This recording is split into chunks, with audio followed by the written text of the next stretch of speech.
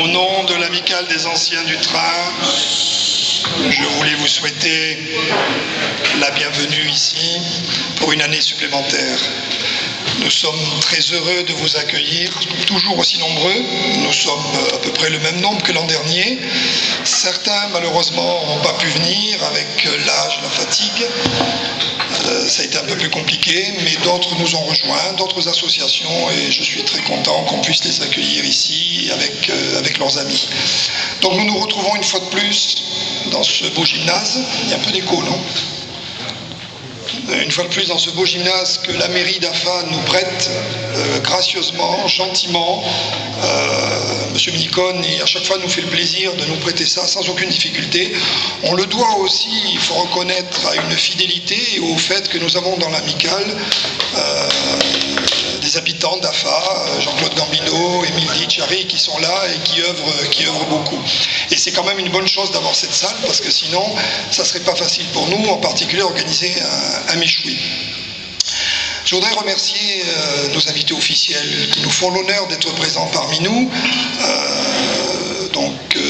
Monsieur Jacques Vergelati et Marcel, directeur de l'Office national des anciens combattants, que je remercie à chaque fois d'être là parce qu'il est très fidèle et il est le lien entre le monde combattant que nous sommes et, je dirais, l'État qu'il représente et le préfet, la préfecture de Corse du Sud.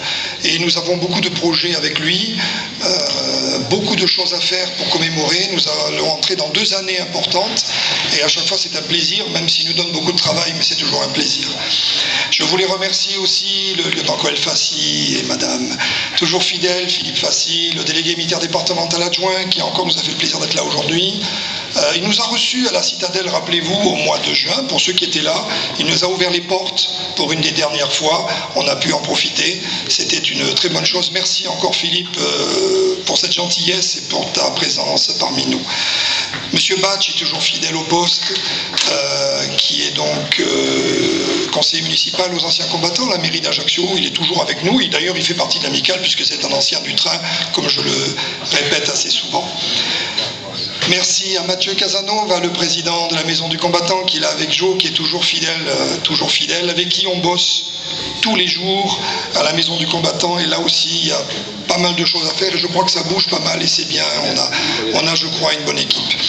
Alors, je pourrais encore remercier tous ceux qui nous ont aidés aujourd'hui, hier, on a travaillé aujourd'hui. Vous avez vu que Jean-Thomas, fidèle au poste, est toujours au méchoui. C'est toujours un régal le matin d'être avec lui, le voir préparer un méchoui à l'ancienne.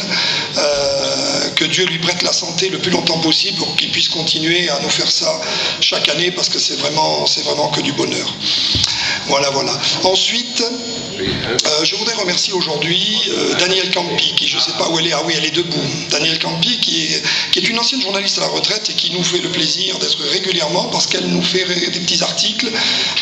Et peut-être encore ce matin, si ça marche bien, on aura peut-être un article encore ce matin. Donc merci encore Danielle, et d'ailleurs elle fait partie de l'association, donc il n'y a pas de souci. Voilà. Un petit mot aussi pour nos anciens qui sont là aujourd'hui, toujours fidèles au poste. Ça fait toujours plaisir de vous voir. Et quand je parle de nos anciens, eh bien, je dirais quand même un mot pour notre grand ancien, notre président honoraire qui est là. Le colonel Biancamari, il y a toujours fidèle au poste, qui est notre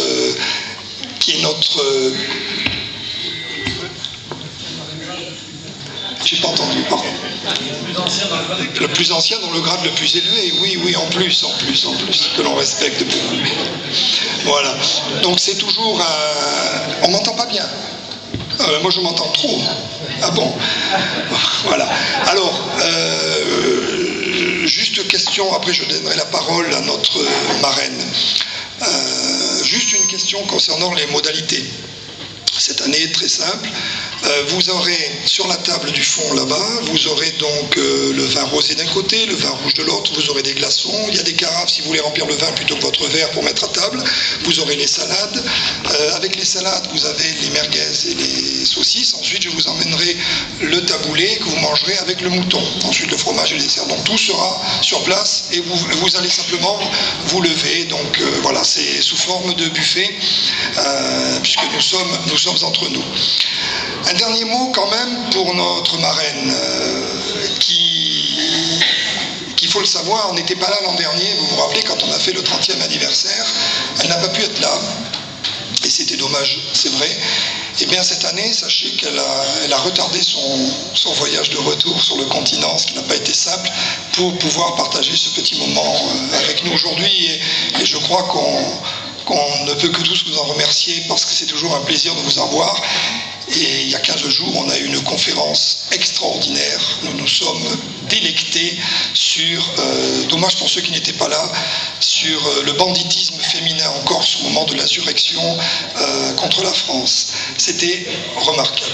Marraine, je peux vous donner le micro 2 minutes ?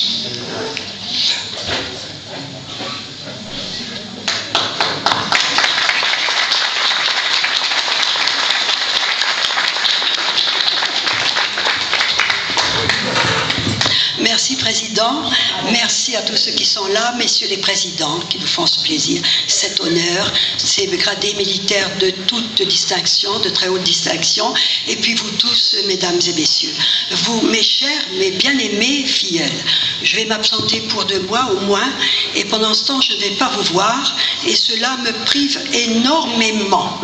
Car il y a un très grand poète que vous connaissez tous, Dante Alighieri, qui a fait, on retient souvent de lui uniquement la description de l'arrivée en enfer, parce qu'il poursuivait sa Béatrice, mais on oublie qu'il a écrit des choses ravissantes sur l'arrivée des âmes au paradis. Eh bien, il décrit cela à peu près dans ces termes. L'âme arrive, elle est perdue, et tout d'un coup, elle trouve une assemblée d'êtres tellement heureux de la voir, tellement chaleureux.